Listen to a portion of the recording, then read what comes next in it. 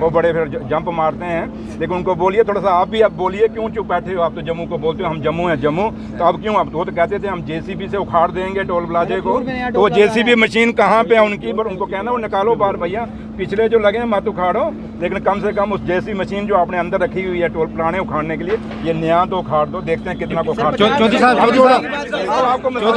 साहब एक प्रश्न रहेगा मेरा,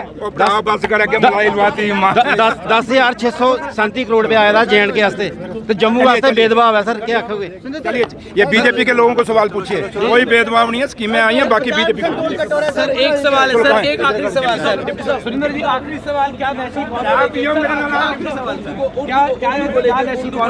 वो अगर बलिदान देना पड़ा स्टेटहुड के लिए, क्या नेशनल कॉन्फ्रेंस स्टेटहुड के लिए बलिदान? नेशनल कॉन्फ्रेंस आप लोगों के साथ है, आप नौजवानों के साथ हैं। हमें दुख है कि हम 8 महीने हो गए, हम नौजवानों को रोजगार नहीं दे पा रहे, हम बड़े फैसले नहीं कर पा रहे। ये मजाक की बात नहीं है मेरे भाई। हम चाहते हैं कि बाकी स्टेटों में जैसे सरकार अपने फैसले करती है, अपने बच्चों के लिए, अपने लोगों के लिए, अपने बुजुर्गों के लिए, वो फैसले हम कर सकें।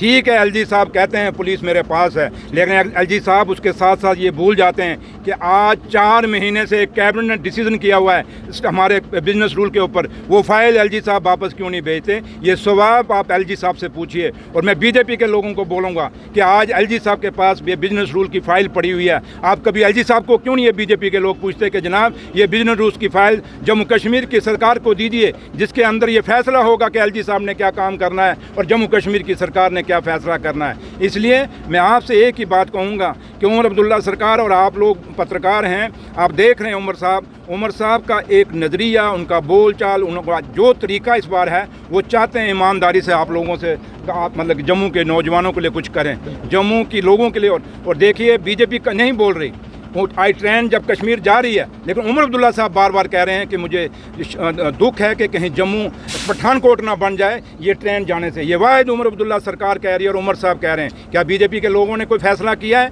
कि जब ट्रेन सितंबर में अभी कटरा में जाने से कितना नुकसान जम्मू को हो रहा है, हमारे व्यापारियों को हो रहा है? क्या बोल रहे हैं ये उल्टी सीधी डिमांडें लेके बैठ रहे हैं। अगर जम्मू की इकानमी ख़त्म हो गई मेरे भाई, तो कैसे चलेगा जम्मू की इकानमी होटल है, जम्मू की इकानमी ट्रांसपोर्ट है, जम्मू की इकानमी ये छोटे मोटे दुकानदार हैं, जम्मू की इकानमी जो लोग बिजनेस यहाँ करते हैं छोटे मोटे, उनकी इकानमी है। वो टूरिस्ट, चाहे वो रिलीजियस टूरिस्ट है या दूसरा टूरिस्ट है, वो रिलीजियस टूरिस्ट भी खत्म हो गया, दूसरा भी टूरिस्ट खत्म हो गया। कैसे करेगा सर्वाइव जम्मू? क्या बीजेपी के लोग उनके पास कोई रोड मैप है?